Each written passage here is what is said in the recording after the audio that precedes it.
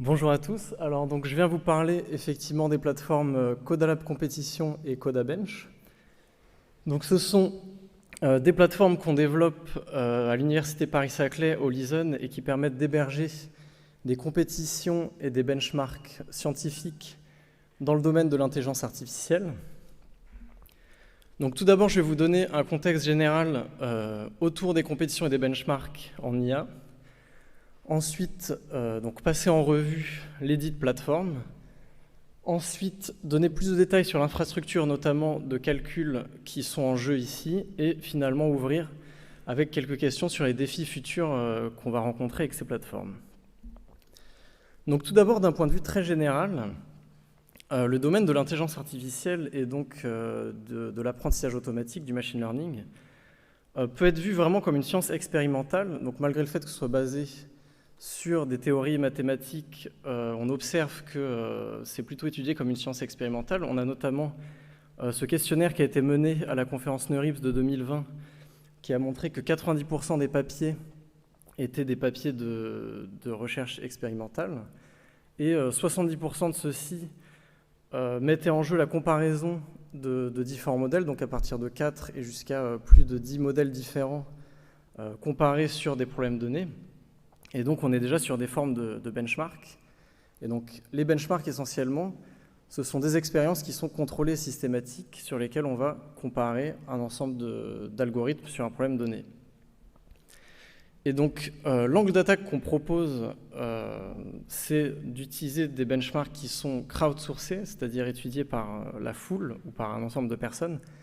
Donc, on va avoir un ensemble de participants qui viennent proposer leurs méthodes et leurs algorithmes pour résoudre un problème, et on peut utiliser vraiment ce protocole de façon très générale pour résoudre des problèmes très variés, donc bien sûr scientifiques, mais également industriels portés par des grandes entreprises, des problèmes sociétaux, des problèmes éthiques. Voilà, c'est un protocole qui va être très général. Donc plus concrètement, qu'est-ce qu'une compétition scientifique ?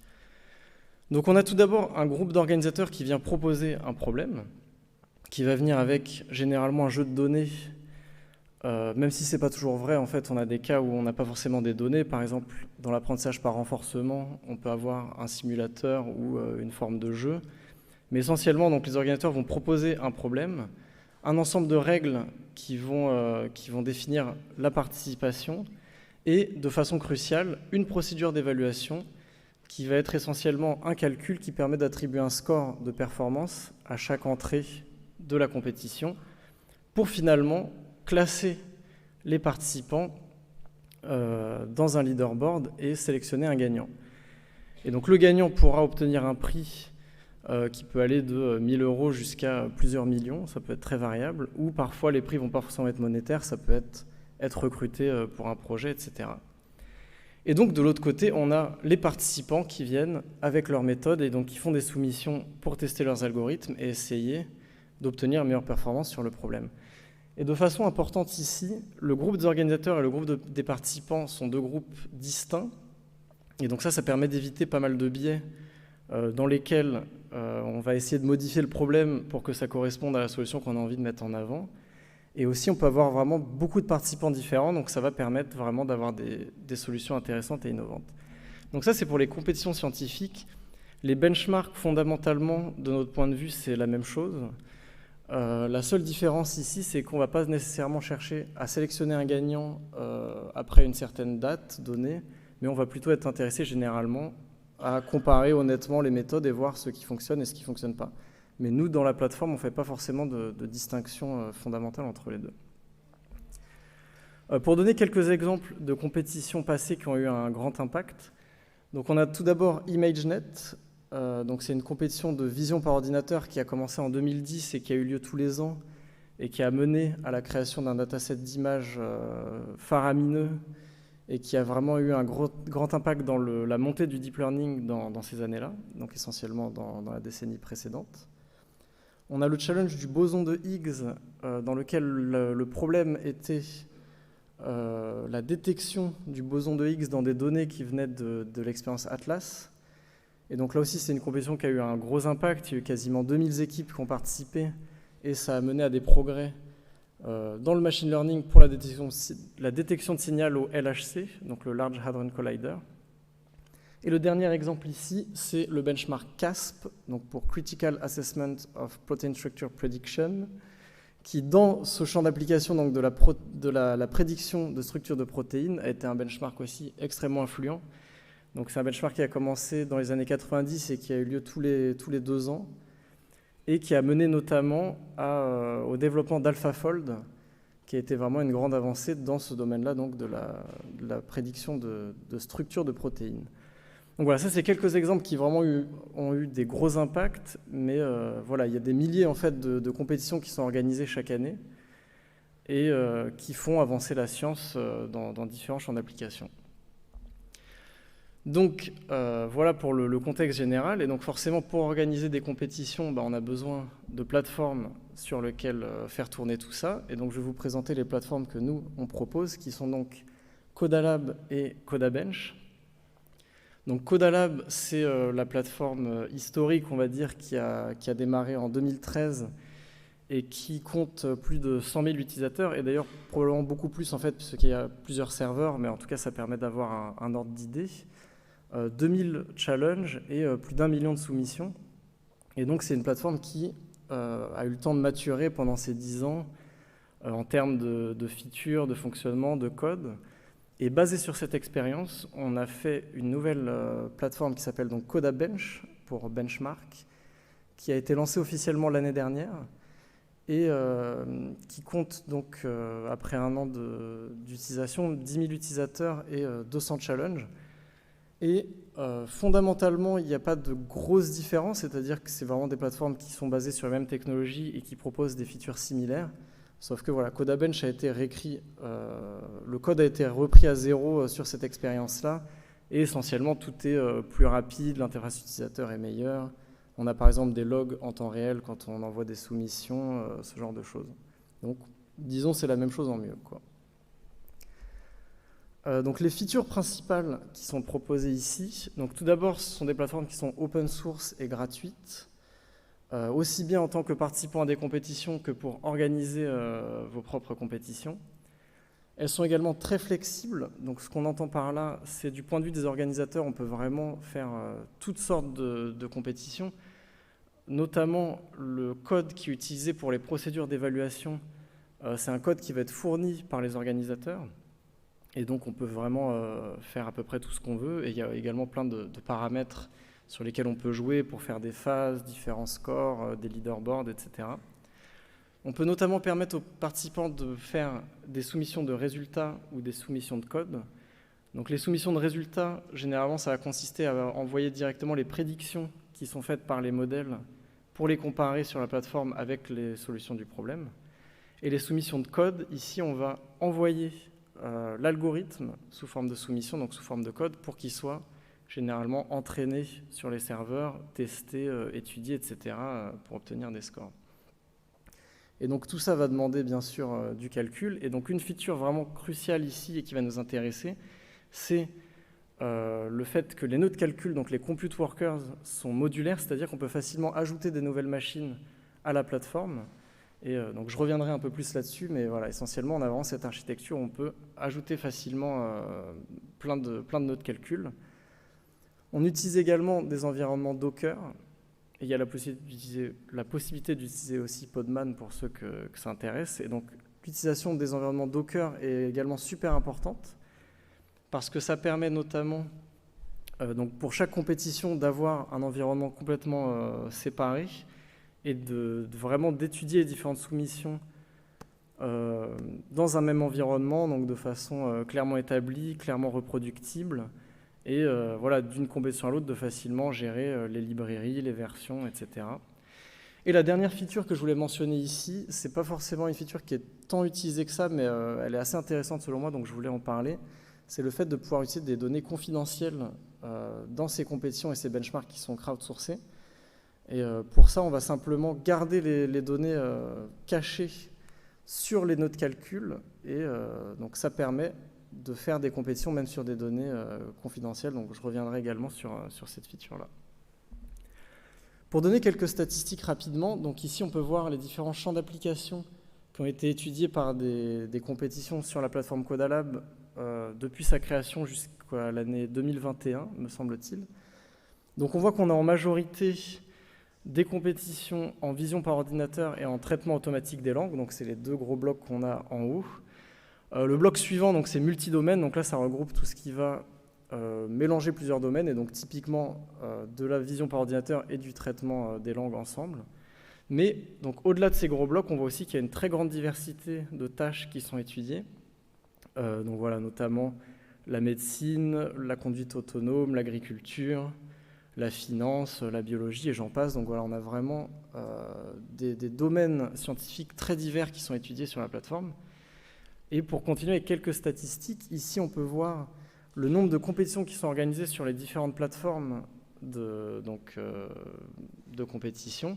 On a notamment Tianqi, qui est la plateforme chinoise détenue par Alibaba, sur laquelle il y a eu 60 compétitions en 2023. On peut voir également Kaggle ici, qui est la plateforme qui a été rachetée par Google, avec 40 compétitions, et ainsi de suite, Eval AI, Grand Challenge. Et de façon intéressante, on a Codalab qui apparaît en première position avec 70 compétitions organisées en 2023. Donc on indique ici compétitions sérieuses en fait, parce qu'ont été inclus seulement les compétitions sur lesquelles il y a un prix monétaire pour les gagnants ou alors qui ont été acceptées dans des conférences internationales. Et donc voilà, bonne nouvelle pour le projet. Codalab est la plateforme la plus populaire, et bonne nouvelle aussi pour la France qui est représentée ici. Et donc, on peut expliquer ça sans doute par le fait que la plateforme est open source et gratuite d'utilisation, et donc ça va attirer pas mal de chercheurs et d'organismes, même du monde entier, qui vont pouvoir facilement utiliser la plateforme et s'installer ici. Donc voilà pour le tour d'horizon. Donc je vais rentrer un peu plus en détail sur les infrastructures de calcul qui sont en jeu ici.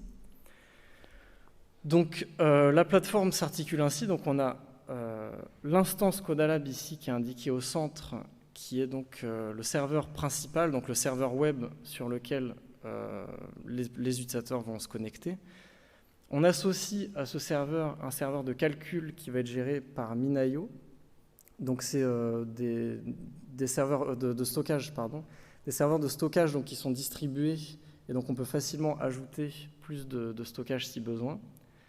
Et ça, c'est vraiment un sujet parce qu'en fait, le besoin de stockage augmente énormément chaque année, et notamment dans le domaine de l'IA, on a des datasets qui sont de plus en plus gros.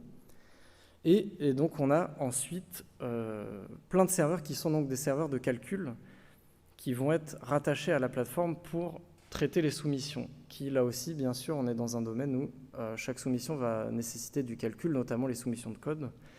Et donc, nous, au labo, donc Horizon, on a déjà un certain nombre de serveurs. On a notamment 20 GPU, donc 10 GPU Tesla T4 et 10 RTX 2080 Ti.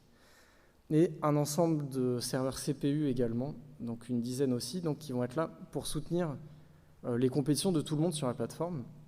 On a également l'université qui nous fournit un ensemble de machines à travers l'Institut Joliot-Curie, l'IJC Lab, dont il y a d'ailleurs quelques représentants ici parmi nous, qui nous fournissent aussi des centaines de CPU en fait, qui vont être rattachés à la plateforme et permettre de traiter les soumissions. Et en addition de ça, donc, on a les organisateurs de compétition qui peuvent librement venir rattacher leurs propres machines, que ce soit leur machine physique ou utiliser des services cloud comme Google ou Amazon. Et donc c'est vraiment ça qui est intéressant, c'est que on peut rattacher des machines vraiment de façon hétérogène. Donc nous, on utilise par exemple Proxmox comme virtualizer pour nos machines. Les machines du IJC Lab sont sous OpenStack et chaque organisateur vient avec ses propres machines et la plateforme parvient à gérer tout ça pour répartir cette puissance de calcul. Et donc ça, c'est pour une instance de Codalab ou de Codabench, qui sont donc nos serveurs principaux de production, donc codabench.org notamment. Mais comme la plateforme est open source, d'autres organismes peuvent venir créer leur propre version de la plateforme. Et on a notamment l'université de Grenoble qui met en place sa propre instance de Codabench, le tout soutenu par le mésocentre de calcul GRICAD. Et donc ça permet comme ça de répartir les calculs. On a également une instance qui est en train d'être mise en place par l'Université de New York, et il y a d'autres organismes indépendants qui ont leur propre version de la plateforme. Pour toucher 2 mots donc, rapidement sur cette architecture des workers, essentiellement donc, on a une queue qui reçoit les jobs de tout le monde et qui va les dispatcher sur des workers. Donc on a cette queue par défaut qui alimente les compétitions de tout le monde, et les organisateurs peuvent créer leur propre queue. Et donc chaque compétition va avoir une queue associée, et donc une queue peut être utilisée sur plusieurs compétitions, mais l'inverse n'est pas vrai. Et chaque compute worker va écouter une queue, une et une seule, et donc c'est comme ça que les jobs vont se répartir. Pour toucher également 2 mots sur cette idée de mettre des données confidentielles directement sur les workers, donc ici sur ce schéma on retrouve notre architecture. On a le serveur principal et le stockage principal et ces différents workers donc, qui sont ajoutés, ces différents nœuds de calcul. Et donc un organisateur peut décider de mettre ces données directement sur le worker, donc de ne même pas les mettre sur la plateforme. Et ainsi, les soumissions de code peuvent accéder aux données de façon cachée, sans que les participants les voient, sans que les administrateurs les voient. Et c'est un protocole qu'on a déjà utilisé notamment dans une compétition avec Dassault Aviation. Et les experts en sécurité de Dassault ont validé le protocole, et ils étaient assez pointilleux sur la sécurité. Donc vraiment une feature intéressante qui peut être utilisée dans le domaine médical ou dans des domaines industriels sensibles. Rapidement, les technologies Python qui sont utilisées par la plateforme. Donc j'ai déjà mentionné Docker et Minayo qui sont très importants. L'interface web est gérée par Django et Nginx. Et pour le front-end, on a React et Bootstrap. Pour la base de données, PostgreSQL. Et pour tout ce qui est message réseau et gestion des queues, on utilise RabbitMQ et Celery. Donc voilà, tout ça est très classique. Et donc voilà pour la présentation de l'infrastructure. Et pour terminer, je voulais juste ouvrir un peu sur l'avenir. Et donc notamment, donc on a vu qu'on a cette architecture décentralisée pour le calcul. Donc il y a le problème du stockage qui se pose, parce que donc, nous, on a des serveurs de stockage qui sont assez conséquents au labo, avec plusieurs milliers de... Alors je vais dire des bêtises... Bon, en tout cas, je ne vais pas me lancer sur un chiffre, mais on a des serveurs qui sont assez conséquents, sauf que les compétitions, les soumissions sont de plus en plus grosses chaque année, et on a vraiment des terras et des terras qui sont remplis. Et donc, pour gérer ça, l'idée qu'on a, c'est de continuer avec cette décentralisation. Donc, on a une instance d'un côté, une instance à Grenoble, d'autres personnes qui en ouvrent d'autres. Et donc, ça permet de répartir comme ça la charge. Et donc, pour gérer toutes ces instances et donc, tous ces serveurs, on est en train de développer un site qui s'appelle ChaHub, qui essentiellement va indexer les compétitions des différentes plateformes, donc sous forme d'un moteur de recherche qui va permettre de retrouver les compétitions qui viennent des différents serveurs, et même des plateformes dites concurrentes, comme par exemple Kaggle ou Tianqiq, que j'ai mentionné plus tôt. Et donc plus généralement sur l'avenir du benchmarking, donc comme on l'a vu, la décentralisation c'est vraiment un point important, parce que les besoins de calcul et de stockage sont vraiment en augmentation. On a également un besoin de partage des données et des modèles, et donc les plateformes comme Codabench et Codalab permettent vraiment ce partage. On a des options pour rendre les données, les tâches publiques, etc.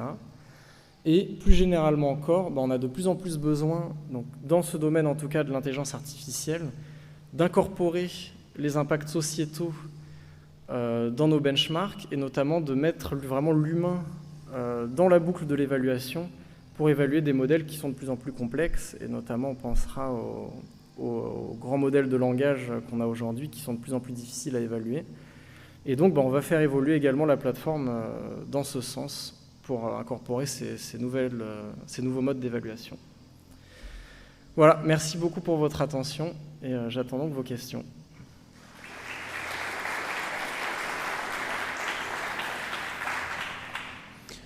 Merci Adrien, encore un timing parfait. Question de la salle, Sorina. Merci beaucoup pour cette super présentation. J'ai plein de questions, je vais essayer de faire le tri. Pour commencer avec des questions un peu précises, bravo déjà pour l'utilisation de la plateforme pour les challenges en 2023, c'est impressionnant. Je me demandais combien d'instances différentes avaient été utilisées pour les 70 ou 60, je ne sais pas combien de challenge vous aviez eu? Alors c'est une très bonne question. Donc il y a bien sûr le serveur principal qui est vraiment le serveur le plus utilisé, le serveur de production. Et les autres serveurs essentiellement sont indépendants de nous. Donc on les gère pas. Et après cette étude qui montrait les 70 compétitions, c'est une étude qui a été réalisée par un chercheur indépendant de nous. Donc je ne sais pas exactement s'il a regroupé, quel serveur il a regroupé, mais je pense que la grande majorité était chez nous, quoi, en tout cas directement sur le serveur de production. D'accord. Est-ce que je peux enchaîner ou je laisse la parole et puis on discutera aussi à la pause. Mais du coup, vous avez une idée quand même approximativement de combien d'autres instances sont déployées ou pas du tout? Alors, et donc c'est justement pour ça qu'on veut mettre en place ShaHub pour pouvoir suivre de façon plus claire ce qui se passe. Sur Codabench, a priori, il n'y a pas d'autres serveurs parce que la plateforme est récente et donc il y a juste Grenoble et New York qui sont en cours. Sur Codalab, on a essayé de lister un peu ceux qu'on a vu passer. Je dirais qu'il doit y avoir peut-être 5 ou 6 serveurs qui existent. Mais généralement, quand il y a d'autres serveurs, ça va être des personnes qui vont déployer leur propre serveur pour une compétition précise. Et donc, ça va être des serveurs qui vont avoir juste 3-4 compétitions qui vont être vraiment plus petits que le serveur de production. Donc on peut vraiment considérer qu'il y a un gros serveur avec beaucoup de challenges et quelques électrons libres ça et là avec 3-4 compétitions chacun, quoi. D'accord. Et peut-être une dernière. Maintenant, si je veux organiser un challenge, qu'est-ce que vous me conseillez de faire? Je viens vous voir parce que vous pourriez l'héberger chez vous ou il faut peut-être partir sur le déploiement d'une nouvelle instance? Le plus simple, c'est de venir l'héberger chez nous sur la plateforme principale. Et il n'y a même pas vraiment besoin de nous contacter, en fait, parce que tout est accessible et ouvert, et il y a un wiki, il y a de la documentation, etc. Après, bien sûr, c'est possible de nous contacter pour quelconque question. Mais donc, le plus simple, c'est de venir sur la plateforme qui est déjà là, et on a déjà les infrastructures en place, etc. Et sauf cas exceptionnel, en fait, c'est plus simple de juste venir directement là, sachant que vous pouvez, s'il y a un gros besoin de calcul, là, par contre, on va vous demander d'additionner vos propres machines. Merci, je vais continuer à la pause. Merci. Moi, j'ai une question qui est un petit peu liée et qui suit, c'est même 2 questions en une. Si on veut organiser un challenge sur de la donnée sensible, par exemple, en données de santé ou, comme tu as cité, en données qui peuvent donner lieu à du secret professionnel, etc. Est-ce que la meilleure solution, voire la seule solution, c'est d'apporter ses propres ressources pour sécuriser cet aspect-là? Et deuxième question qui est liée, quel investissement ça représente? C'est-à-dire en fait comment on connecte ces ressources extérieures? C'est quoi l'ordonnanceur utilisé? Est-ce qu'il faut installer un middleware sur ces ressources-là pour les faire fonctionner? Enfin, comment ça se passe? Très bonne question. Alors pour les données sensibles, tout dépend en fait du niveau de confiance que vous avez en notre labo. Vous pouvez organiser la compétition de façon classique et directement mettre tout directement chez nous. Quand on rajoute nos propres ressources, donc essentiellement c'est connecter des serveurs à une queue de job, et en fait c'est assez simple.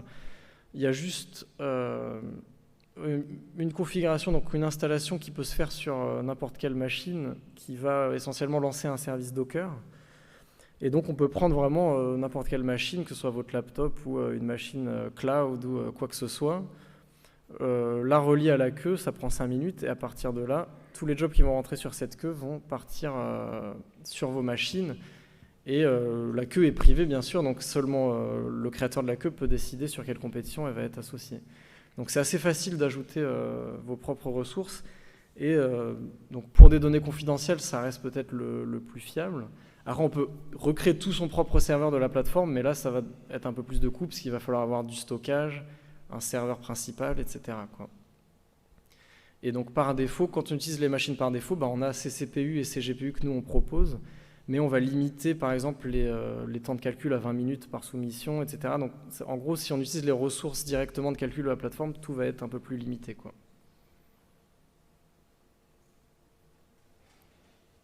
Et donc, il y a en fait une sorte de cahier des charges, de limitation sur quand on veut lancer une compétition, qu'est-ce qu'on peut faire, quel type de job on peut lancer pour avoir ces limitations et être sûr qu'on n'est pas dans une compétition, on va lancer des jobs de 24 heures ou des trucs comme ça. Essentiellement, nous-mêmes, on indique donc, que tout le monde peut venir utiliser nos ressources tant qu'on est sur des compétitions qui sont légères. Et voilà, on a ces limitations, donc effectivement de 20 minutes, etc., pour éviter les problèmes. Et dès lors que vous ajoutez vos propres machines, tout se débloque automatiquement pour faire des calculs plus ambitieux, typiquement des jobs de 24 heures ou ce genre de choses. Merci. Est-ce qu'on a d'autres questions? Sorina, à nouveau. Dernière question. Si le temps, j'enchaîne. Vous avez mentionné aussi le stockage, la mise à disposition à long terme. Justement, je trouve que les données collectées et utilisées à travers ces challenges sont très précieuses. Est-ce que vous pourriez nous en dire un peu plus? Est-ce que vous avez aussi un catalogue plus centré données et comment vous envisagez ça? Je pense que vous l'aviez mis aussi dans les... Alors, c'est une bonne question, effectivement. Donc, originellement, sur Codalab, on ne retrouve pas vraiment ça. On a le catalogue des compétitions passées, donc les compétitions qui sont déjà terminées restent en ligne et on peut continuer de les consulter, de consulter les leaderboards, les soumissions, etc. Ce qu'on est en train d'ajouter dans Codabench, c'est l'espace où on définit les tâches et les données et les bases de données. On a la possibilité de les rendre publiques et donc de les partager et d'explorer donc les données des autres. C'est quelque chose qu'on doit encore développer plus, mais on va dans ce sens-là. Et donc essentiellement, voilà, on a le catalogue des compétitions passées, et pour ce qui est des soumissions et des données, bah, on a cette interface qui permet de les rendre publiques et de les parcourir.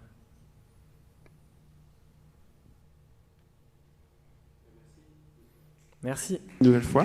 Merci beaucoup.